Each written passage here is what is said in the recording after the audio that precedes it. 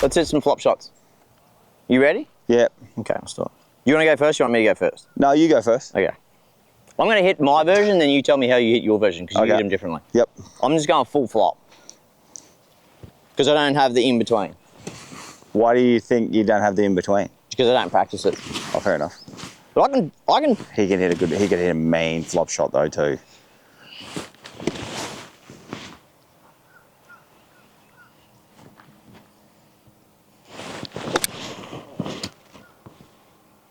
He likes to release the right hand way under, like this way. And then essentially what he does is he's using this as the safety net, because the problem that most people get into when they try and hit a flop shot is they usually go like this. They usually hit steep and into the ground. For him, the way he plays a flop shot, obviously this is an uphill shot. He likes to feel like, I'm assuming, I don't know, I've never asked you, but I'm assuming you like to release that down through there. Yeah. And when you release it down through there, if you come closer, Aaron, when you're releasing it, see, obviously that leading edge is sitting up.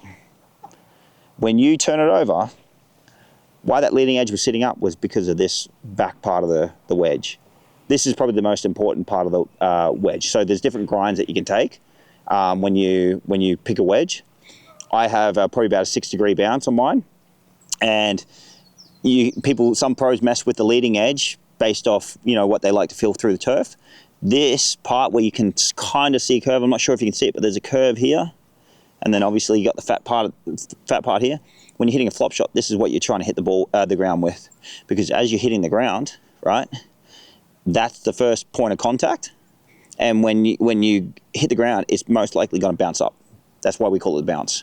So when it comes through the ground, considering this is pretty firm turf here, it's going to come through. You're going to probably try and get it as much underneath the ball as possible. The bounce is going to hit the ground and kick that club way back up here. So it's going to go bounce up, and that's why he hits a nice, real high shot, because he kind of likes to release it. And is that why I didn't really have a divot? Just kind of. Yeah, because essentially you're hitting like that way, and you're exposing this bounce back here. That's why. So you're not having any leading edge into it at all. No. I feel like that's a risky shot though, because I have to swing so hard. Well, I mean, this is not an easy shot. You've hit a great shot. You've hit a great shot. So I would play a little bit differently. Yeah, you play it nicer than what I would probably play a little bit in between that. I think Brucey sells himself short a little bit, because I think he's got a really good touch. And we're going to try and work on that a little bit. So I see a lot less aggression in my shot, less height, and hopefully some softness in my landing. So I'm just going to try and land it just over that pot there. Here we go. Take my couple of practice swings.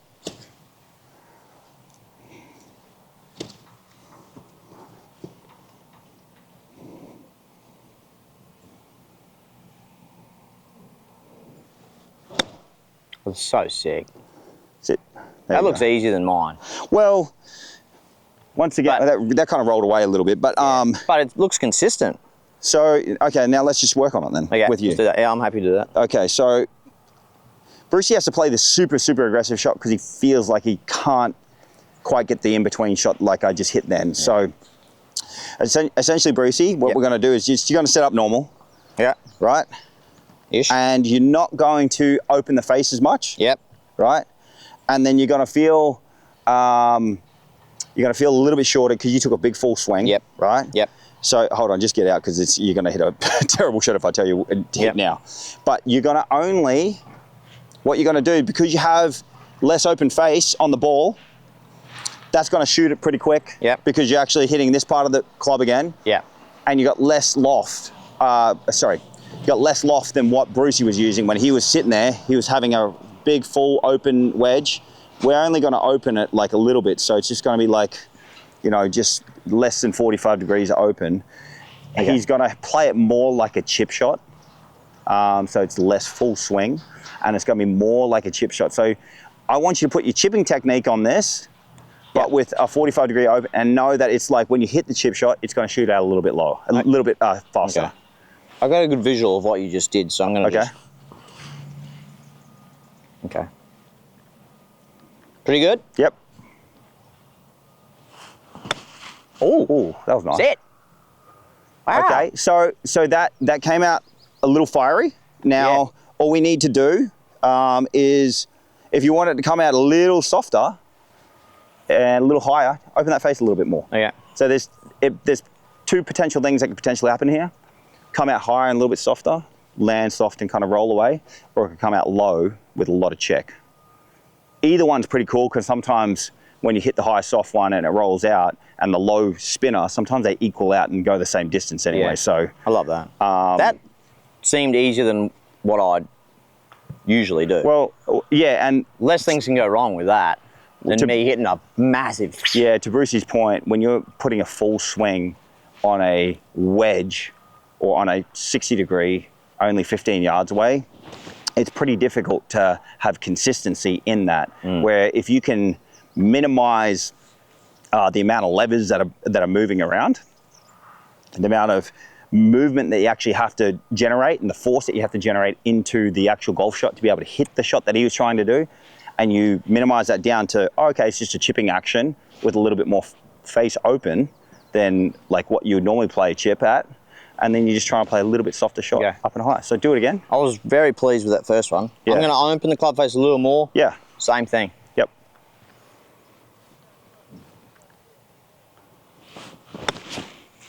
Oh, That was good. overplayed. I would say that you overplayed it a little bit. I would say I'm just happy with that. yeah, but I would just say just hit it a little bit harder. Yeah. You know, next time. Yep. Okay. Let's do it again. That was a nice flight and everything.